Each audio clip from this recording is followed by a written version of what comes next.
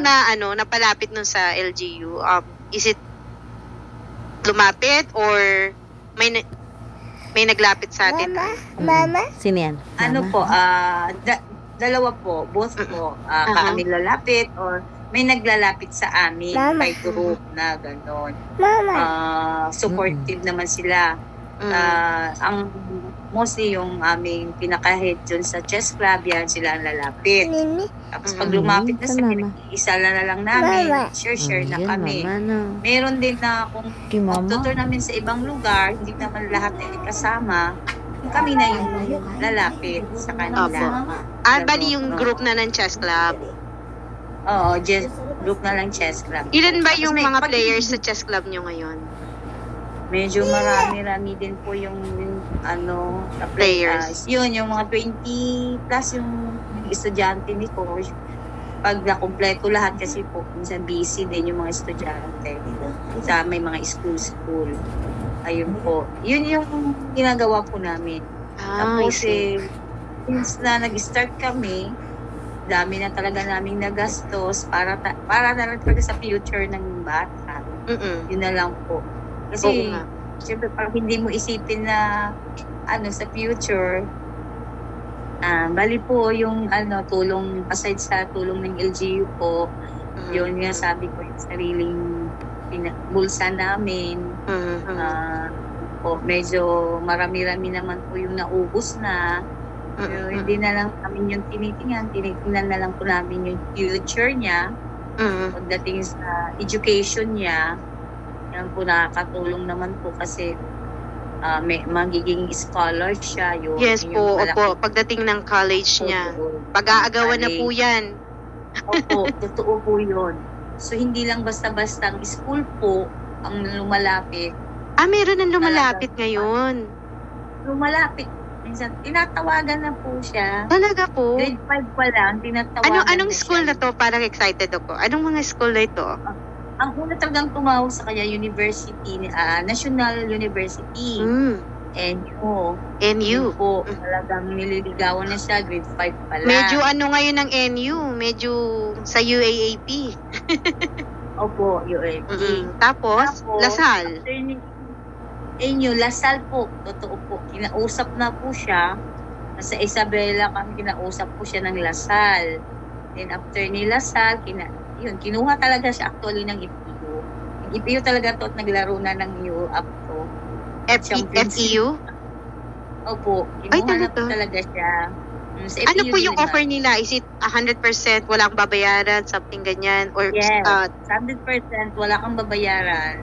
Ikaw pa magkakaroon ka pa ng allowance. Wow! FEU to ha? U player ka. Opo. All out. Diba? Nagsulit yung pagod at hirap yung mother ng ilang years. Parang nag-ipon lang din kayo. Saka hindi lang travel. Tumawag sa kanya UP. Kinukuha po siya. Tapos LPU. Kinukuha siya. So, nasa sa'yo na yung Bon kung saan mo gusto pumasok. Name it. Yun yung kagandahan. Yun ang advantage. Tama po yun. Napakasarap sa pakiramdam kasi wala ka ng problem in college. Mother, napakahirap ngayon. Doon lang sa mga schools na sabihin natin ay semi-private, let's say AAP or kahit dito lang yung LPU dito sa atin, di ba? Ang mahal ng tuition dyan. Depende pa. Ano ba yung gustong course ni Bon? Meron na bang napupusuan? Ikaw mo siya na. Hindi ba po decided? Noon, doktor mo siya. Sa tingin mo ano? Talaga. Noon, pangarap ko po talaga mag-doktor. Kaso, yung schedule po kasi ng doktor, hindi niya po talaga na-meet yung expectations ng yung maging athlete, gano'n po. Oo nga, mahirap din. Pero ngayon, meron kang option? Nag-iisip pa po siguro. Undecided pa talaga siya. Pero ang mo talaga ngayon, goal mo is to get the FM title, tama? Ano ba yung FM title? FIDE Master, tama? Yes po. And then, right after that, IM naman. Nakalaro mo na ba ang ating IM, Roderick Nava? As in, nakapag-sparring ka na o nakipag-simul ka na sa kanya? Hindi pa. Wala pa po. Okay. So, feel naman pag nananalo tayo, ikaw, Bonjour. Ano yung nafe-feel mo pag nananalo ka sa bawat tournament? Siyempre, unang-una masaya ako, overwhelmed. Kanina, sinasabi ko, pag sinasabitan ng award, siyempre, nawawala yung pagod ko, yung stress ko, after, pag nanalo, ganon. Relieving talaga pag nananalo ka, especially pag crucial yung laban na alam mo na pag nanalo ka, champion ka, magkakaroon ka ng award, ganon. Masarap yung feeling. Masarap ng feeling. Yun na talaga sasabi ko, masarap. Oo, totoo naman yan. As in talagang halimbawa, ano ka ngayon, next, parang uhaw ka ulit mag-tournament. Yeah. Pero have you even experienced na natalo ka? Yes po. Madaming times na po ako na yung alam kong winning na ako, pero natalo pa rin ako. Siyempre, may ganyan. Normal lang pong umiyak. Talagang umiyak ka din? Opo. Actually, Mother, that's okay. Pagka ang isang player ay umiyak daw, it means daw yun po ay nasa puso niya talaga yung paglalaro. And that experience will lead her to success in the future. Yeah. Yes, true po yan po. True. Kasi dami ko na experience sa kanya gano'n. Hinahayaan ko lang siya. Oo nga. Ikaw naman, Mother, how, being a parent, paano mo na-handle pag yun natatalo siya yung emotion? Kasi tayo mga nanay, ayaw natin hanggat maaari na nasasaktan ng kalooban ng anak natin. Lalo na't nakita natin yung struggle nila, yung kanilang dedication at saka yung kanilang, alam mo yon, yung kanilang eagerness sa pag-training, and then all of a sudden natalo. Alam mo yon. Opo. As a mother po, alam ko naman mostly sa mga chess player, mga anak, na-experience din nila yung na-experience ko. Mostly, hindi naman once lang nangyayari yan sa kanya. Maraming beses din na nangyayari. Lalo lang na-recall ko sa kanya, yung talagang naglaro siya sa Europe. Na, yung sabi nga niya, na winning na siya, natalo pa siya. Yun yung masakit din talaga yun. Sobra. Okay lang sa akin, tanggap ko talaga na talo ako kasi talagang wala akong magawa. As in, umpisa pa lang, tagilid na yung pieces ko. Losing na talaga ako, okay na yun eh. Pero yung alam mo na winning ka, and then all of a sudden, biglang bumagsak lahat just because of your mistake. Nangyayari talaga yan sa chess eh.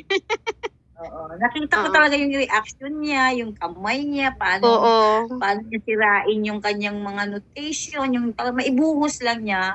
Hinahayaan ko siya para lang ilabas niya. Nagkaroon ba kayo ng fight? Minsan, halimbawa nagkasagutan kayo kasi hindi mo siya makontrol. May mga ganyan bang pagkakataon? Nung una po, kasi hindi ko po alam nung nag-uumpisa siya. Pero ang kalaunan, nakita ko na hindi pala tama yung gano'n. Na-stress na yung bata.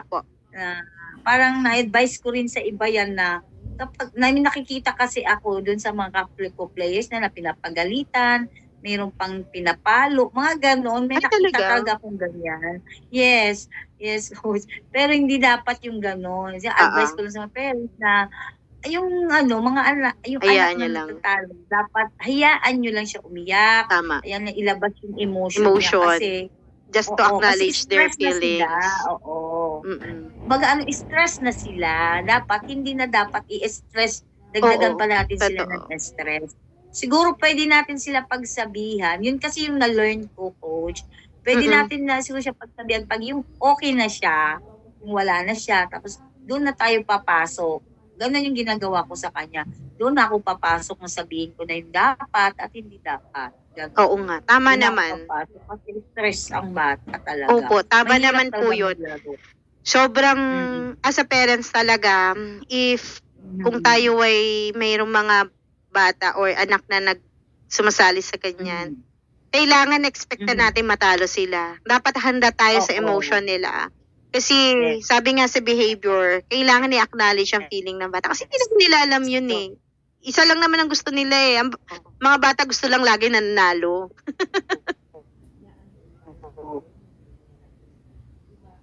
Sabi ko, hindi naman pwedeng manalo pareho.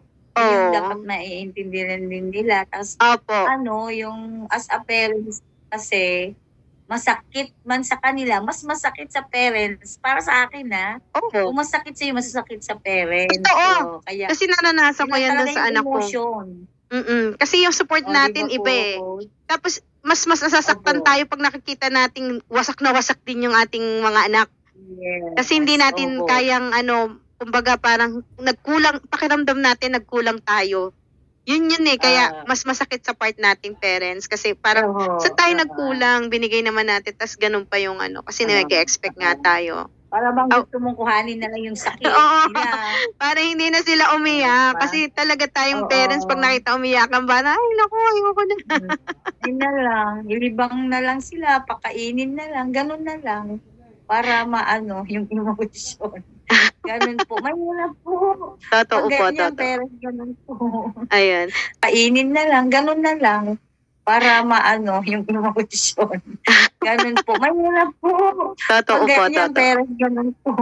Ayan. So, dito tayo sa last part po. Ano po yung advice nyo sa daughter nyo and also to all parents ngayon na nakikinig sa viewers natin? Yung may advice nyo sa kanya, advice po kayo kay Bon, ano pa yung dapat niyang gusto nyo iparating para sa kanya during her journey?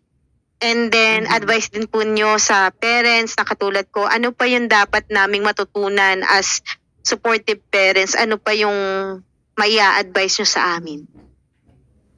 Actually po, mula nung nag-start po talaga si Bon sa chess career niya, kahit nung bata hanggang at present, ang advice ko lang, lagi ko ina-advisean talaga, may mga advice ako sa kanya habang tumatagal, yung laro niya yung chess, is patuloy lang niya kasi hindi naman niya, ang chess kasi, hindi yan nakukuha lang sa direct, yung madali lang, kundi nakukuha kasi yan, yung chess, yung magtagumpay kayong maghihirap ka muna, yung gano'n, hindi sa madali ang paraan.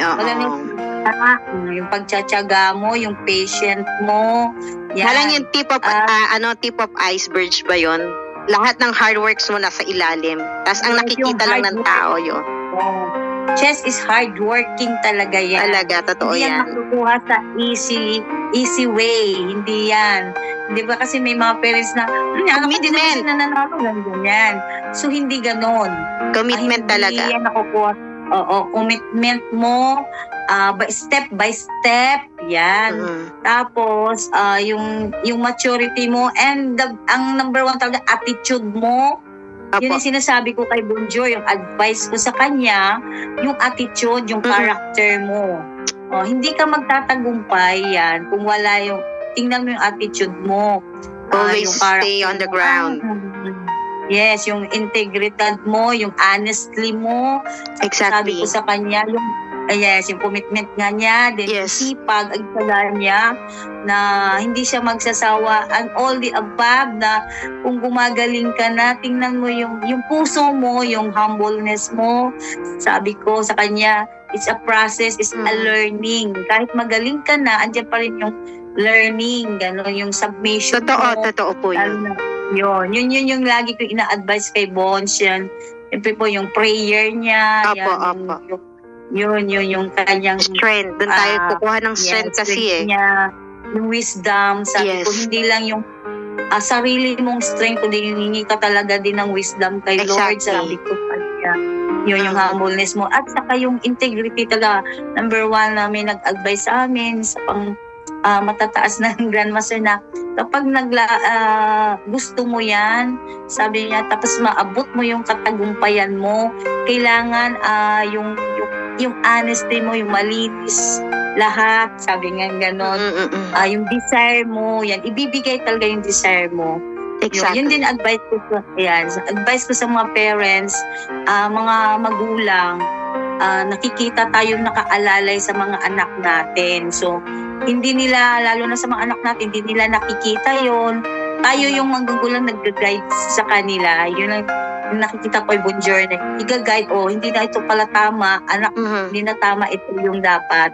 Yun. Taga-guide lang tayo mga magulang. So, paalahanan natin lagi ng ating anak. Lalo na dyan sa mga pangarap nila. Exactly. Magtagumpay sila. So, bantayan natin yung attitude nila, bantayan natin yung hindi dapat at i-guide natin sila para yun ay para sa kanilang mga pangarap. Opo. At magtatagumpay sila. What about si Von? Ikaw, Von, ano yung advice mo sa mga inspiring chess player, and also ano yung masasabi mo kay mother, like ano yung message mo para sa kanya? First yung advice muna sa mga aspiring chess players. So ang advice ko po dyan sa mga yung mga chess players niya, mga naglalaro ng chess, na sipagan nyo lang po, ituloy-tuloy nyo lang po yung chess na paglalaro, at para makamit nyo po ang inyong pangarap. Tapos also stay humble nga, as nakauna, and yun lang po. Si Mami, anong message mo kay Mama? Yeah. Sabihin ko na thank you na sa pag-aalaga, pag-advise, mag-away man tayo, pero nangyayari talaga yan. Tanggap po lahat ng thank you sa pag-alay mo sa akin, and yung pagsama mo sa akin every tournament na walang sawang yun nga sa pagsasama, nagtsatsaga ka maghatid sa akin sa training, sa chess club, kahit malayo sa bahay natin. Yun lang. Ayun. Anyway, sobrang nakaka-touch yung sinabi ni Von. Ramdam na ramdam ko as parents kasi hindi masusukat talaga ang pagmamahal ng isang ina. And ang mga anak naman na nararamdaman yun, talagang no words can express. Diba? Yes. How thankful we are sa ating parents pagka ganyan ka-supportive and hindi ka bibitawan. Diba? Yan yung ating pinaka pangarap as player, na support talaga. Iba yung support talaga ng family.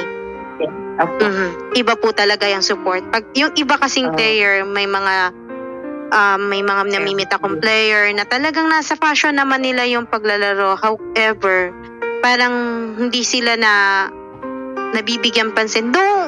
Siguro nasusupport sila, pero yung hanggang pagiging proud lang, pero hindi yun to the point na kasama sila in every tournament. Iba kasi talaga pagkasama mo yung family mo sa tournament. Kaya talagang sobrang blessed mo, Bon, kasi meron ka mabait na mother and napaka-maunawain and napaka-supportive. Wala na tayong masasabi. And I'm so glad na binigyan niyo po ako ng panahon at oras at medyo nagkaroon tayo ng problema technically. However, nasolusyon na naman natin. And since this is the first time, so alam na natin yung susunod. Hopefully, sunod natin vlog, nandyan na ako, kasama ko kayo, mag-vlog tayo. Yes. ng travel vlog mo. Ang gusto ko talaga yung magkaroon tayo ng travel vlog na kasama kami sa international tour mo. Sana dumating yung panahon na yon. Hoping coach, internationally. Opo. Sama po kayo. Kasama natin ang ating mga estudyante. Ayan ang ini-aim namin. And hopefully, na isa ka in the future na makikita ko sa news na Grandmaster na nag-champion in FIDE. I believe, tatandaan natin tong panahon na to dahil i-upload natin to sa channel natin. Definitely. Thank you. Mare-recall natin yan pag champion na si Von. Talagang gagawa ako ng na ito tayo before. Nag-usap lang tayo sa aking podcast and then now, GM ka na. So, meron tayong interview ulit. And sana hindi ako makakalimutan ni Von. Sure po, sure. Thank you po sa pagkakataon at opportunity na pag-vlog nyo sa amin. It's very overwhelmed sa amin. Thank you for very grateful po sa amin na may nag-vlog po sa amin. Proud na proud po kami sa inyo, Coach. Thank you po, thank you. Hindi lang ito umpisa. Opo, marami po tayong iimbitahan dito sa ating podcast. This will be lunch every Saturday night para meron po tayong weekend chismisan about sports. Not just only in chess, but we will cover some different sports na kung saan makakakita po tayo ng mga players, aspiring players and coaches para mabigyan pa natin na ma-improve pa natin yung sports dito sa Philippines. Yun po yung aim ng ating channel. Anyway, thank you so much po sa pag-join nyo sa aking podcast. Again, I'm grateful to be a part of your journey. And also, I'm grateful na naging guest kita ka. Una-unahang guest natin dito is a WNM chess women in the Philippines. Ayan. So, thank you so much and Happy New Year po! Happy New Year din po. Bye-bye po. Thank you very much. And God bless po. God bless po. Bye-bye. Bye-bye.